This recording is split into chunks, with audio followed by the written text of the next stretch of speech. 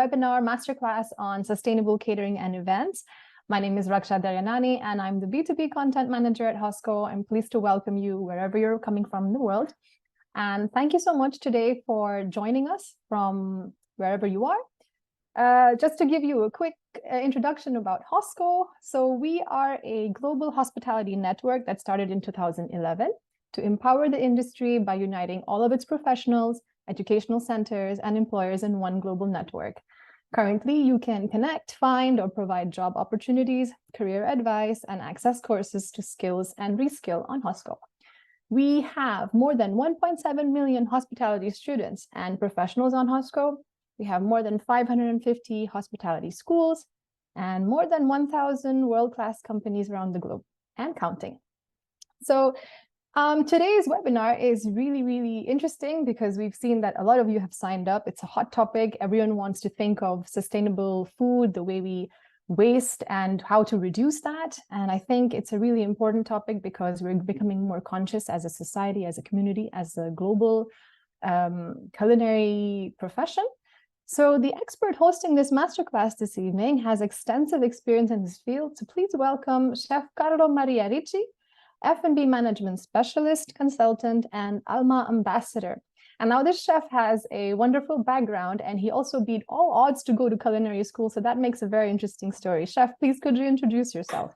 Yeah, sure. Hi, nice to meet you, Raksha, and thank you very much for having me for this lesson. So my name, as Raksha said, is Carlo Maria Ricci, and I'm one of Alma Chef ambassadors. So my story in hospitality has been fairly long. I started as a passion when I was 14, but I really wasn't allowed to pursue my love to begin with. So I had to attend normal school and really work in my spare time, and that's pretty much what brought me into hospitality. But after noticing the amount of dedication that I was putting into the career, then I was obviously allowed to do whatever I wanted with it. And now, gosh, almost 27 years later, still here I am talking about food. So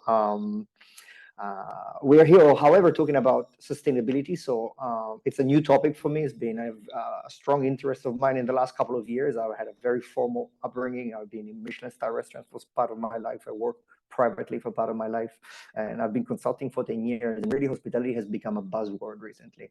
And I realized, gosh, I don't really know much about this. I'm very interested for personal and family reasons.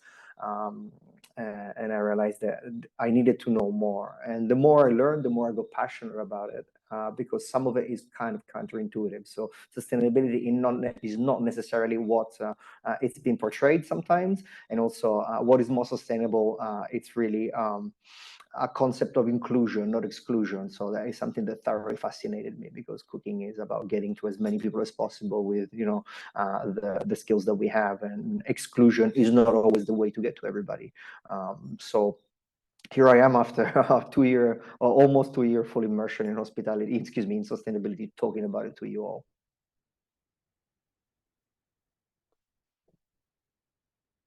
I think you're on mute, Raksha. Yeah. Thank you so much for that introduction. And No I'm problem. equally excited because I'm a culinary enthusiast myself, and I think it's really important that we speak about this subject. So today, if you're attending and you don't know what this masterclass will give you, for the attendees, just a quick summary, you'll understand what sustainable catering events means, from planning to execution. You will also grasp guidelines for making your event greener at every step and by involving all stakeholders. And last but not least, you'll learn how to plan, prepare, and deliver an environmentally friendly, high-quality event through targeted solutions. So I'll give the mic to the chef again, and he's going to show you step by step how to continue with this. Excellent. Thank you very much. Let's do it. I will share my screen and bring the presentation up. So, Raksha, can you confirm that everything is visible? Yes, I can see your screen. Please continue. Fantastic. Wonderful. Let's begin. So, sustainable catering guidelines.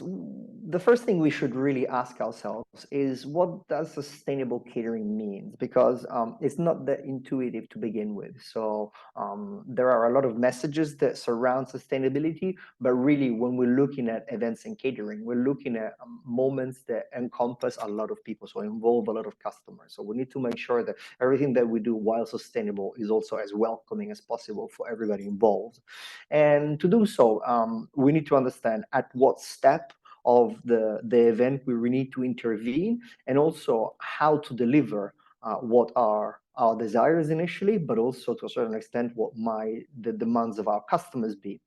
And it's a little confusing to begin with if we don't know where to start from. So I think that the best thing to say is, first of all, this is not something that it's only discussed on this platform, or it's not formalized. There are many, many bodies that are starting to formalize sustainability guidelines. And luckily, Alma had the chance to work with the UEFA to draft the health and sustainable catering guidelines for the future UEFA events. So this makes you understand that companies are really starting to get involved into this.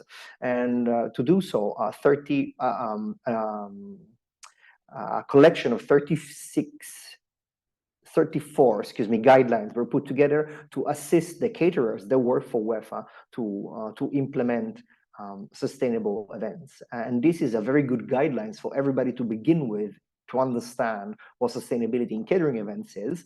And also it's what we'll be basing pretty much this lesson on, this conversation on, because everything that is in there is very, very much a pertinent message. Some of it might apply directly to your organization or to your experience, some of it might not. But what is interesting about this document is that you can really understand how larger organizations that are handling very large catering events are starting to approach this this new, or maybe not so new, but let's say novel subject, that is sustainability. So first of all, we want to understand what sustainability is. So the United Nations gives us a very good and clear understanding of what sustainability is. But what's important, I think, before anything, is that their effort is on, as most people effort that try to define what sustainability is, it's on explaining us, or allowing us to understand that there are environmental concerns in sustainability, but also we need to always keep in mind economic development. And this is very, very important for us in catering, because obviously we're not simply, if we are approaching sustainability on a broad sense, on a larger scale, we have to understand that sustainability is not just about ecology, but is also about human and economic health, which is a very important point to understand from the very beginning, because sustainability in catering is sustainability that is linked to our relationship with the environment, but also most importantly with our relationship with the business. We need to make sure that the business is a sustainable business, and sustainability business-wise might not always match with our concept of environmental sustainability, but we'll see in this lesson that this is very possible. And also, we are welcoming customers, we're serving customers. So if we're thinking about health and wellness, of course, we want to make sure that sustainability becomes a message of health and wellness, but also we need to remember the whole time that we are serving and entertaining people.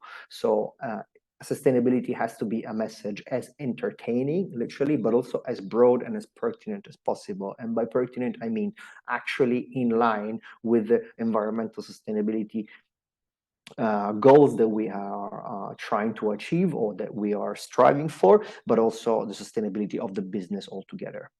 And the best way to approach the catering journey, or sustainability within the catering journey, is by breaking it down in four main parts. The first one is food selection, which is very, very important. We need to begin by understanding what we are sourcing, how we have to source it, and why we're sourcing it to get it to our customers.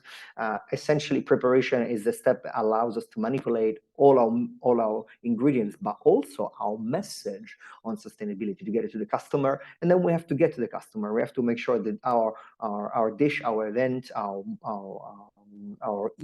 let's say also our message arrives to the customer in a way that is for them legible, so that maybe if there is sustainability, or a specific sustainability guideline that we want to emphasize, or a specific approach that we want to emphasize, it is for them readable, or at least that we are capable to communicate it to them correctly.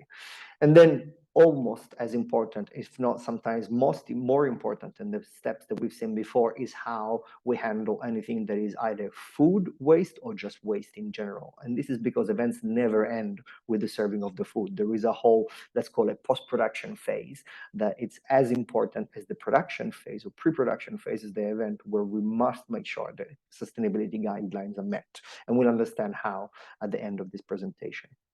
The first guidelines in the document talk about food selection, and there are a lot of points that are touched upon, but there are a few that I really want to focus on. So we understand what biodiversity is and what buying local is. We also understand what animal welfare means, and at the same time, we know the role of protein and also the role of animals in sustainability. And sometimes the messages that come or that we hear about the use of protein are very contrasting. There isn't necessarily a need for exclusion, but when we utilize these ingredients, especially animal protein, we need to understand that if we utilize it in a sustainable way, they can fit without any problem into a sustainable meal and a sustainable menu and event. And also at the same time, we have to understand that some people might not be interested in the consumption of meat within the context of our sustainable message. So we need to make sure that we also know how to address their needs.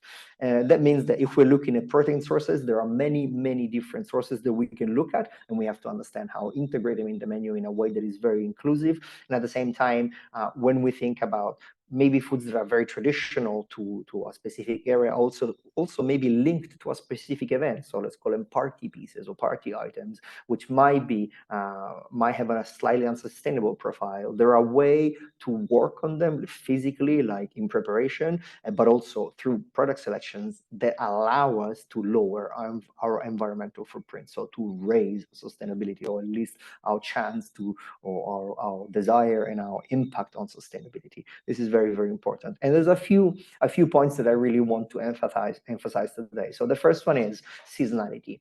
We have a very good understanding of seasonality in hospitality, but when we're looking at sustainability in the specifics, we need to understand that seasonality is not as broad as we've been accustomed to believe. Very specific geographical areas tend to have very specific seasonality patterns, and this is just a breakdown of continental Europe and the UK, to give you an understandings of the different seasonality areas, or geographical breakdown of areas that have similar season. But really what we need to understand, that seasonality is very much local, and especially for the production of fruit and vegetables, we really want to look at what is available locally. This is true obviously also for everything else, but in this case, and I'll show you why in a second, the impact of transportation and it can be quite high, quite impacting. So it really goes to impact something that to begin with is incredibly sustainable in a way that can be a little detrimental. And also we have spoken about protein sources, and what's important to emphasize is that we really need to understand what our protein sources are and the sustainability score. So all foods come with a carbon footprint. There is no need to really dwell deep into this, because I'm sure that you're all very aware of what it is. And if it's not, I'll be more than happy to clarify into the questions later on. But we want to understand that everything we eat, particularly protein, because of sometimes the production processes or because of the inputs that go into it, can have a very high, very low sustainability score, so very high carbon footprint. Understanding where this impacts our menu or how this impacts product selection means that we really understand where and how to be sustainable, because the biggest impact comes from the selection of these products. So unfortunately, red meat, for many reasons, is always brought up as being the most unsustainable product that there is. But what we want to understand is that there are ways to select local meats, but also humanely raised and sourced meats that allow us to utilize this ingredient in our menus. But particularly what we really need to understand is that just as much as there are options to choose other protein sources, there are as many options, if not more, to utilize these products at the best. So not looking only at your primary cuts, but also understanding how to use the whole animal. And this is not only true for red meat, it's true for everything. So for no matter how practical some solutions can be, so primal cuts of meat or just ready packed and ready to use products might be handy. There is a lot more that we can do to create a more sustainable event when it comes to these products, which means that we need to understand how to work them in a different way, which also means that our skill set is going to increase when we do. So it's not just a win for sustainability, is also a win for us on a technical point, from a technical point of view. And food selection, as I said, is very important. And we were saying, so you really want to know where your products come from, and especially when it comes to purchasing local, as much as you possibly can, do it. We all know that it's not possible to purchase everything local, and this is something that we have to balance out in the context of the entire menu.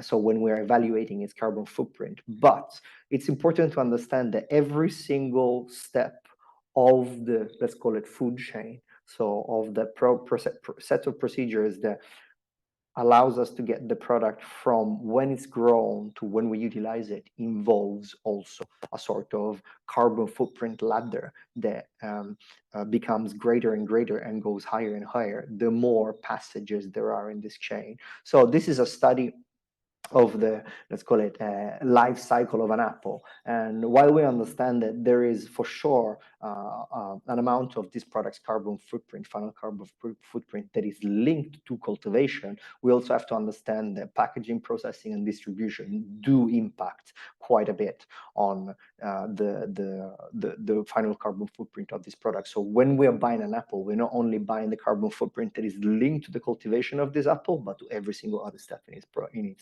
its life cycle. And this is true for every single other ingredient that we buy. Now, it's interesting to notice how in a product that is fairly green, has a fairly green profile, up to 45% of its carbon footprint can come from distribution. Obviously, this varies within different foods and different food categories, but just as a note, always keep in your mind that 20%, around 20% of global emissions are linked to the production and transportation of food in general. So choosing local, choosing seasonal, and knowing where your product comes from, and being able to balance the different ingredients in your menu by knowing the carbon footprints allows you to create a very, very sustainable product, a very sustainable event, if obviously consideration is put into these steps. Sorry, Chef. Sorry to interrupt you, Chef. We got a message from a candidate, an attendee, saying that there's a little message at the bottom of your screen which is blocking their view. Is that an app? Oh, yeah, you have to excuse me.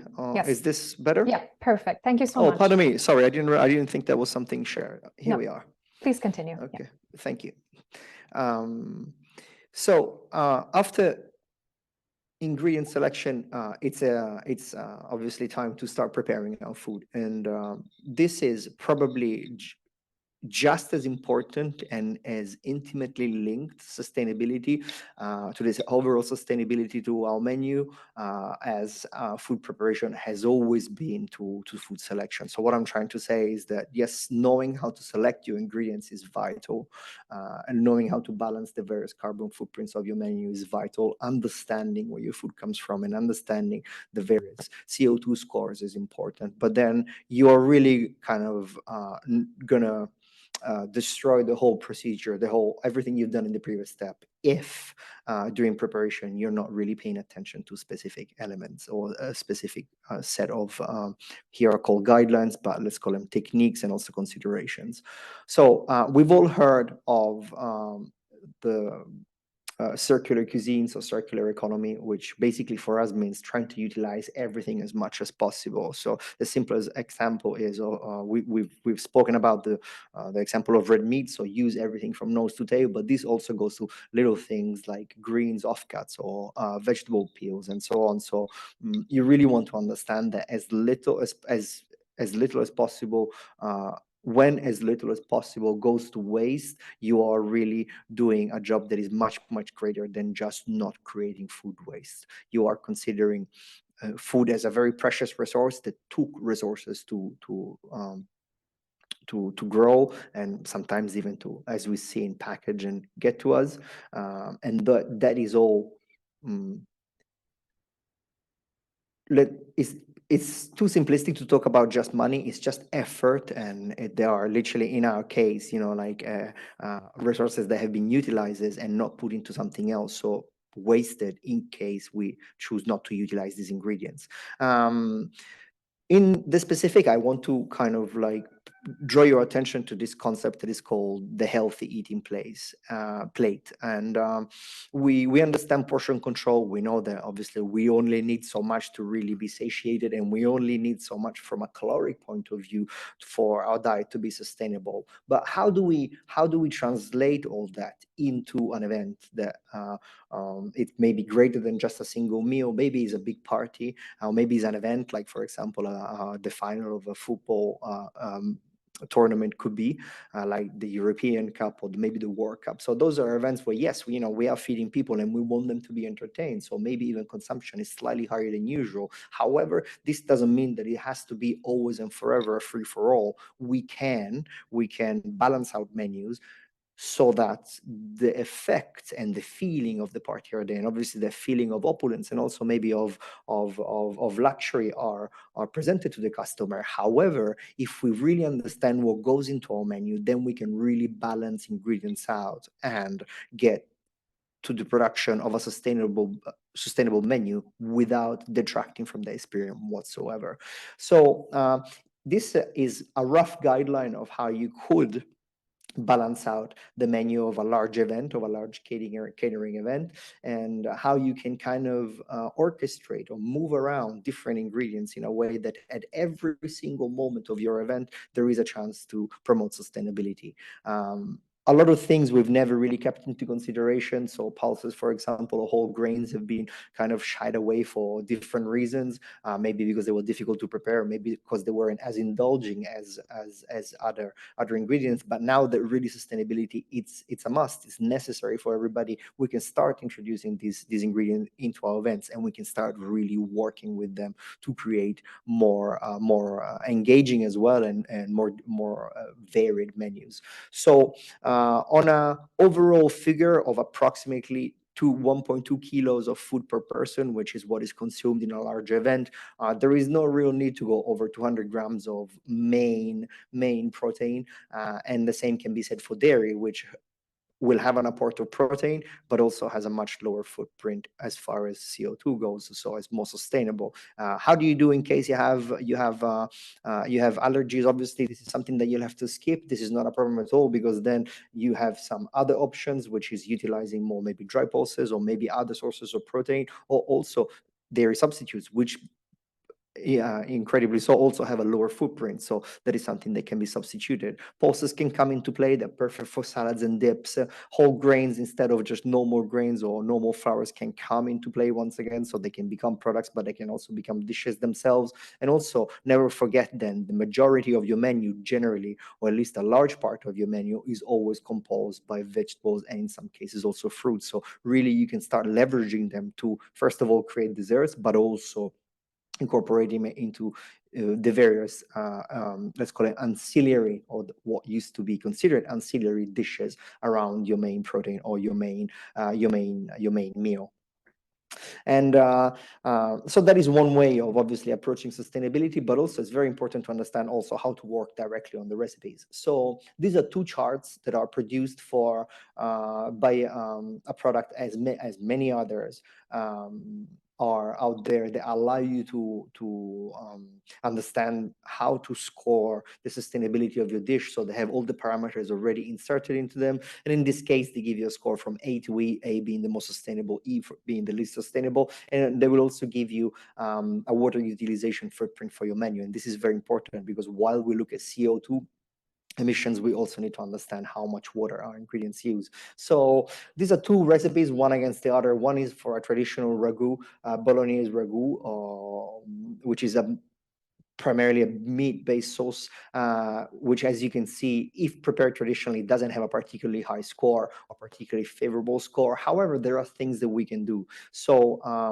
there are many studies that look at the substitution of meat, particularly red meat, with mushrooms, which are very umami-rich ingredients instead of meat. And if prepared properly, so which means by toasting the mushroom, roasting them, cooking them, and treating them as you would use meat, you can get up to a specific percentage of mushrooms into a meat preparation without altering the perception of taste from the customer's point of view. So this is something very, very interesting. So can we use it? Yes, in this recipe we can. On the other hand, this recipe has a little bit of pancetta, so there is a pork product that can be easily lowered in favor of the utilization of a lesser amount of pancetta and the introduction of aromatic herbs, which basically have a negligible carbon footprint. This is because in the original recipe, pancetta will be the aromatic element that brings all the delicious aromas that come from fermentation of the product, from the fermentation of the product, and translated into the dish. But in this case, can be substituted with the utilization of fresh herbs.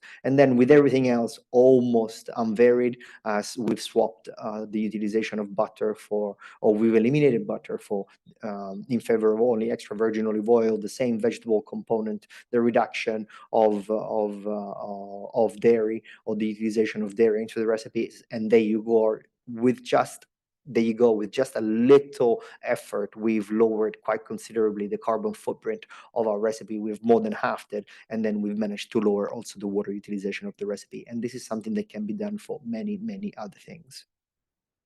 But also we need to get our food to our customers. We need to organize the event in a way that it's engaging for the customer itself. So we don't want to just push out our message of sustainability, or maybe even a menu that doesn't exactly look like something they're accustomed to, because inevitably there will be changes also in customs, and so in the perception of the customer of the menu that we're presenting. So we really need to understand how to get this message to the customer. And also we want to make sure that the sustainable event itself is as sustainable as possible. So this is no news. We know that by presenting healthy food first, customers will eat more of the healthy food first. So for example, if in a buffet we were to present, or even in the sequence of a menu, we were to present more the greener component of our menu, we would get the customer to consume more of them. So apart from the filling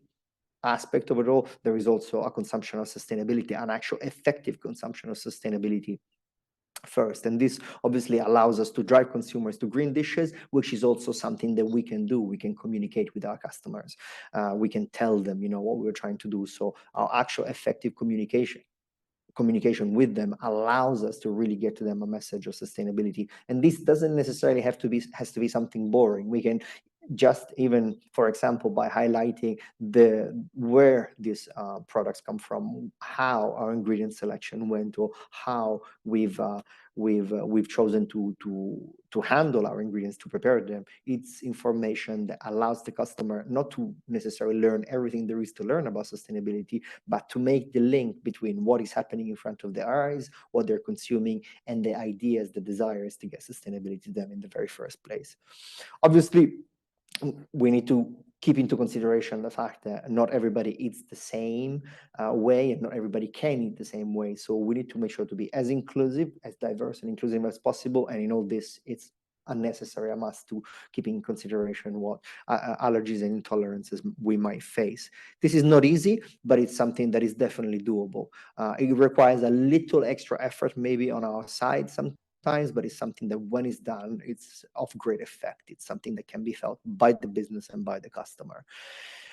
There are many tools that you can rely back to, or you can rely on, or you refer back to, excuse me, primarily, obviously, cookbooks that talk about sustainability in general, but if you're looking, for example, to an online reference that can help you really understand how to structure dishes in a very sustainable way, there is a beautiful website that it's a project of the Barilla Foundation, into which also the European Union is a partner of, which is called the Suitable Life project, which is a website that talks about sustainability in general in the kitchen, but also has a fantastic, let's call it, cookbook or recipe section, where recipes are presented not only to be good and sustainable and delicious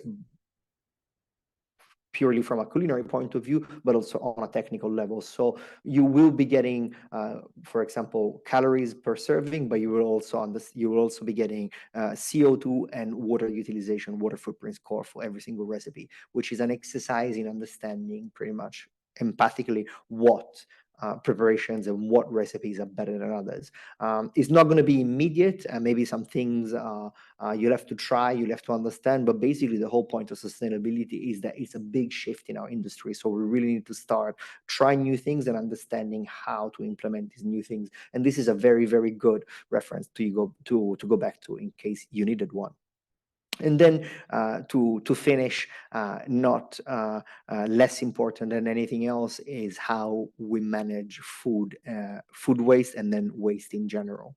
So we need to understand that food is never waste. Obviously, we know this, and at the same time, we've all been guilty, and we're all guilty in a way or another of the creation of food waste. And really, if you think about it from a more conceptual point of view, there is no need to make food waste in the kitchen ever at any point in time, simply because everything that you take out of an animal is pretty much all off a vegetable, or anything that you get in the kitchen can be utilized and reutilized in many different ways.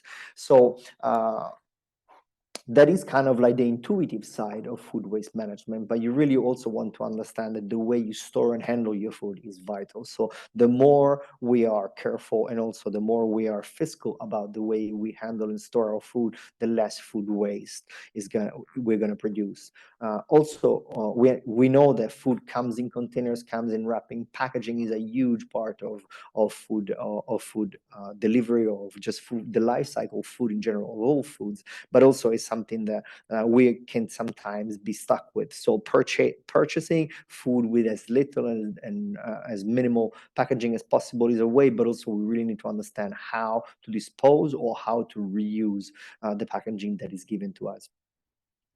We want to be very careful with portion control, so we need to make sure that we only serve what is necessary to the customer, and if more is needed, we push it out of the kitchen, because that allows us, with all the technologies that we have at our disposal, to keep food in its safe zone as long as possible, and also means that if food is not contaminated by exterior contact, if the case was that a lot of food waste, or even just some food waste, was created, we had a chance to donate it without in any shape or form creating an issue or putting the potential receiver in harm.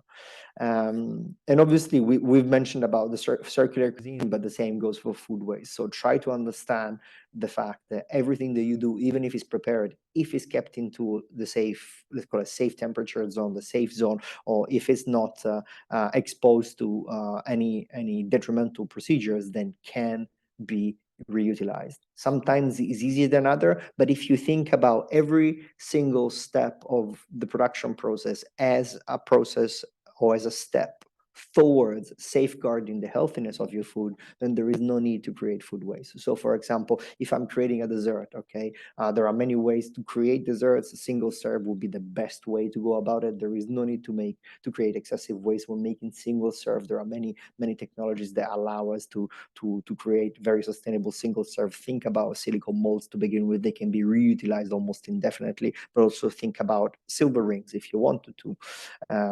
And then think about the cold chain, the fact that you can blast cool or refrigerate your products, and if in case you blast cool them for a very long time. So why don't you design desserts that can, for example, get to your customers in a way so that only if it's needed to get more out of your fridge or cooler or freezer, you can do so when it's needed. But this, again, is just an example, because it can be done for just about anything. When we talk about intensity of energy usage, so yes, if we're using very energy intensive equipment or cooking processes. Obviously, we also need to understand that we impact our food score, but batch processing, so processing large numbers or large amounts of food is also something that helps us lower our food waste by really utilizing our machines in the most effective way possible. You want to be very aware of how to compost and how to biodegrade. This is very, very important because they're two different things. You want to know about your legislations locally, because sometimes the biodegradable products that you get might not be handled by your local waste companies or waste management companies. So you really need to talk to your suppliers, and in this case to your waste suppliers, to understand, or your waste disposal suppliers, to understand if it works. But really, probably the most important thing, once again, is if we look at actions that we can implement, or strategies that we can implement, we all understand how to reduce as much as possible the reliance on plastic and how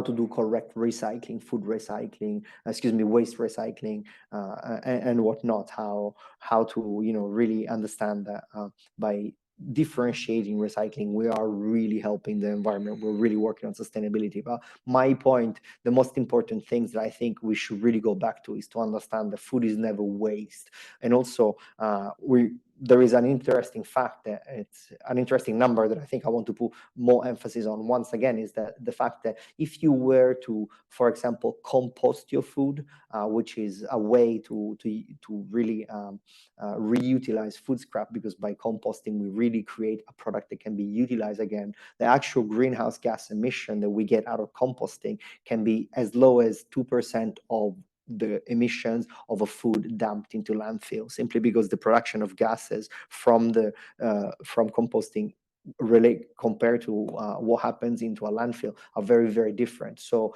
throwing food in a bin thinking, okay, I can't reutilize it, maybe there is no point to compost, maybe this is just not a big action, really is something that has a big impact. And one of the biggest criticisms when it comes to this is that, okay, but my impact is only as small. What difference is going to make? Well, it's going to make a huge difference into your organization. It's going to make a huge difference into your life. And obviously, this is the beginning of a movement. So it's something that we're all learning, and something that we all really have to do. Is going to become a habit for everybody, and it's going to become something in time, something that we really don't really have to worry about. It's going to become natural. And the more these practices become natural, the more we really know that we can look at sustainability as something that is built into our way of being, both as restaurateurs and as people. So the reason why I became very passionate about this topic is truly because sustainability is something that needs to be implemented. It's very easy to do sometimes. Nothing drastic has to be done. It just takes a lot of care and a lot of love and a lot of responsibility towards what we do, which is basically the reason why we do our job already. I mean, we care for people, we care for the moment, we care for the meal. So it's just an extra, let's call it an extra step into that direction, into caring for our customer, which also helps us care for the environment, which I think is very, very important. You will be getting a copy of this presentation, from what I understand, and there are a few very interesting links in it for you as well. So there is a link to the two definitions of sustainability, both the UCLA website and the United Nations website, and there is a lot of information about sustainability in those two websites that will also refer you to other sources. So if you're interested, read is the best way to go about sustainability at the moment. You will have a link for the green catering guidelines that Alma has developed with UEFA, which were at the base of this presentation. And there is also a link for the Suitable Life website, where apart from obviously a very comprehensive recipe book, you will find a lot of information about sustainability in the kitchen, and obviously sustainability related to the food system. So this is me, and I hope you had a good time with this presentation, and I hope it all made sense, and I will be more than happy to answer any questions that might be asked. Fabulous, Chef. Thank you so much. That was very interesting and so much to learn from. My gosh, you are really knowledgeable, and you have inspired me to become more sustainable in my domestic kitchen, which I tend to experiment with. That said, just to clarify, the participants today, the attendees, you will receive a recording of this session. So you will have the slides and the recording. So you have the audio and the video part all in one. So you can always look back at it. And we will also place it on our YouTube channel just for clarification. So don't worry, even if you can't finish watching today, or if you'd like to rewatch it, don't worry, you'll have it. Coming to the questions, we have quite a number of questions. So let's get ahead with those. So first of all, does grass-fed organically reared beef have the same carbon footprint as intensively reared beef, or is the statistic an average across both? Okay, so the statistic and average is generally presented for both as being pretty much the same, and this is kind of is one of the great criticisms that has been brought forward in the analysis of these two products, because it isn't really so. It is a very contested field, so the best thing that I can say about it is, like, clearly they don't, but it's a big debate that is still in act. So the numbers are not kind of final. There is a lot of controversy about them, but purely from a logical point of view, you know that the carbon footprints of both is very, very different. However, the thing to keep in mind is that choosing the right source and the right type of beef is very, very important. But once again, as I said, you really want to make sure that utilization is where what you focus on, because maybe sometimes different geographies will have access to different products. So with what you have to learn to make the most of. And then if you can go the way of getting perfectly sustainable beef or other meats, then please do go for that as well. Absolutely, it's very, very important. You know, I would say maybe sometimes put that first, but it's really how you utilize it that also makes a massive difference. Okay, thank you. So another question that we have is, how do you engage with local communities and support small businesses when planning and executing catering for large-scale events like COP28 happening in the UAE? That is very, very good. So food production is something that happens on a very large scale, but you'll be surprised about how many small how many small stakeholders are involved into production. So I think there is don't quote me on it, I don't really remember the exact number, but there is an estimate that over 90% of food production is in hand of small stakeholders. So no matter where you are, you will be able to find people who can supply you with specific products in a way that is very, very sustainable. The thing that has to be said is that this is a very intensive job, so it requires a lot of research.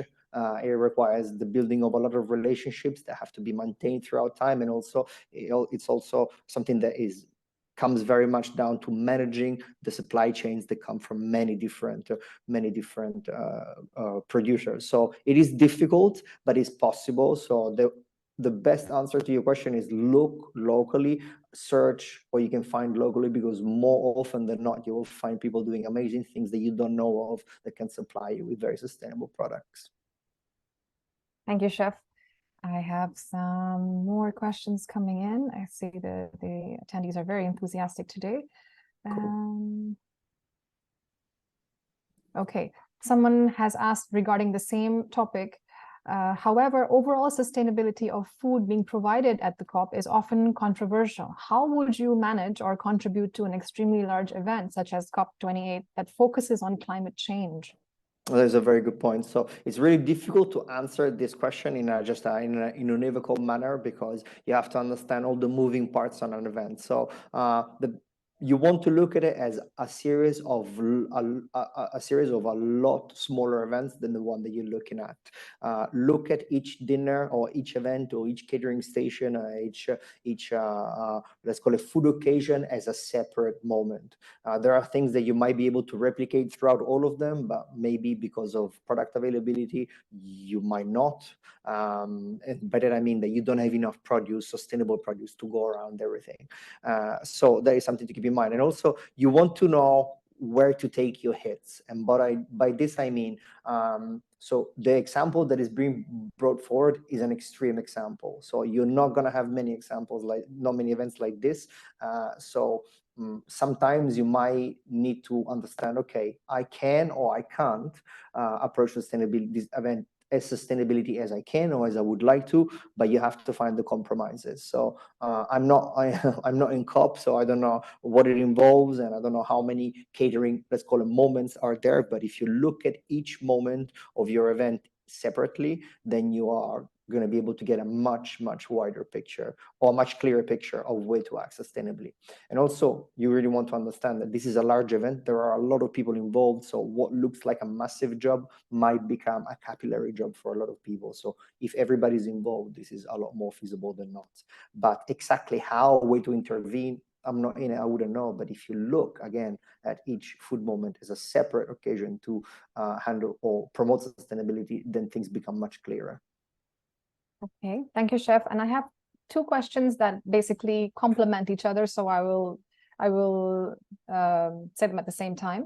If sustainability is so important, why do clients continue to request excessive menus of dishes and quantities for their events that are never eaten? And another one that goes with this is, how do you educate and engage event attendees on the importance of sustainable food choices during the catering process? Okay, now these are two very interesting questions, but we need to make a step backwards, and we need to understand where we come from. So we engage with clients, and obviously we want to meet our clients' desires as much as possible.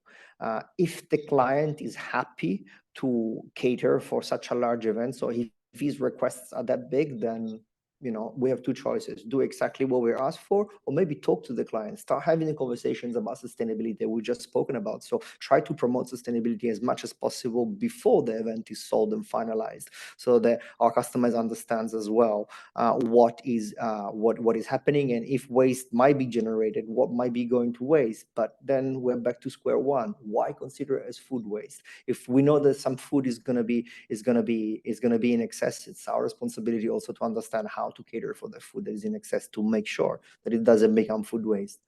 It sounds easy. It's by no means something easy to do, but it's something that we can start doing. Okay, thank you so much. And how do you manage, I think you touched upon this slightly, how do you manage a sustainable traditional event station that has traditional foods? For example, I was going to ask you this question myself. I was curious. You Sure. said having tradition, like honoring tradition, is important. Like you have local dishes that have been from a particular region. You don't want to tamper with them, otherwise the authenticity is gone. But then how do you make it sustainable? For example, in Spain, chorizo is very traditional. How would you substitute that without tampering with the dish's flavor or offending someone that you've messed it up? So I don't think there is necessarily a need to substitute chorizo if you want to play with chorizo. As an example, I mean, we're in Italy, we're in a region where a lot of Parma ham is produced, and if we were to look at just sustainability scores, they wouldn't be particularly high. But then the amount of product served is very, very important. Starting to treat the produce with a different respect, starting to serve the produce as if it is really the highlight of a menu, if it is something as precious as it should be, and also starting to complement your menu with offers that would make it feel more entertaining, more engaging, and with a higher sustainability score makes a lot of sense. So for example, I'm serving chorizo. To make chorizo good, do I only need to serve chorizo? Are the sides that can make chorizo good? If we look into chorizo traditions, is there anything else, for example, a salad or a side dish that is conventionally sold with chorizo that can come into play to allow us to reduce the amount of chorizo that we sell in favor of those other dishes? And also, do I need to serve it on its own? Maybe I can utilize a specific bread. Maybe it can become an ingredient to a recipe where only a little bit of chorizo is needed. So all those things can come into play. I think maybe it's a slow shift away from products like this, but the chances to do new to implement new approaches, or even to rediscover traditions, sometimes are quite high. It's never a matter of subtracting, it's always a matter of adding. Like, you really want to look at the context instead of just the product itself. So basically, to give another more direct answer, is like, I wouldn't tamper with the product itself. I would try to understand how to put it in context in a way that is more engaging. It doesn't only talk about chorizo. Perfect. Thank you so much. Sorry, the lovers of chorizo are going to be angry at us now. And I think equally for the lovers of Parma ham, but I think you gave a lovely an explanation there, and I think that really helps to understand what we can do without disturbing the recipe. Okay, there's an interesting question here. You talked about educating and guiding customers towards greener choices. What are your thoughts on training and educating staff? It's fundamental. So sustainability starts within the business. So to put these guidelines in context, they were developed not to provide instructions, but to provide information for everybody to utilize, but also for everybody to understand how to implement sustainability in a business. So your customers are your stakeholder for sure, maybe your main stakeholder for business sustainability, but really your employees are your first stakeholders. Without them, nothing could be made. So if sustainability becomes part of a business, it has to be something that is communicated throughout. Mm-hmm. Okay. And how can we bring sustainability of what the bottom 3 billion people of the world consume, given that their caloric needs need to be met in the cheapest way possible? If I had a glass bowl, I would be able to tell you. Yeah, I think that's a very valid it's answer. a very tricky topic. It's very hard to understand. I became very curious about this issue as well, so I'm still learning, and there is no straight answer. From what I understand, like local solutions are the best way to go about it. And also sometimes what is being referred to as the bottom 3 billion might have sustainable practices or food habits that are way more sustainable than one believes. So it's not as clear cut as that. It's never been, and it isn't at the moment. Because, for example, you could find somebody in a very comfortable, or some people say advanced, but I'm not going to use the word, in a very comfortable country where with his diet perfectly dialed into sustainability. But you could also have somebody living in a completely different situation that, for necessity, will find himself into consuming a very sustainable diet. So it's not as clear cut as that, but local solutions are generally the one that find the right answers. Okay. And do you think that lab-grown meat will be the future? And what is your opinion on including it in a menu?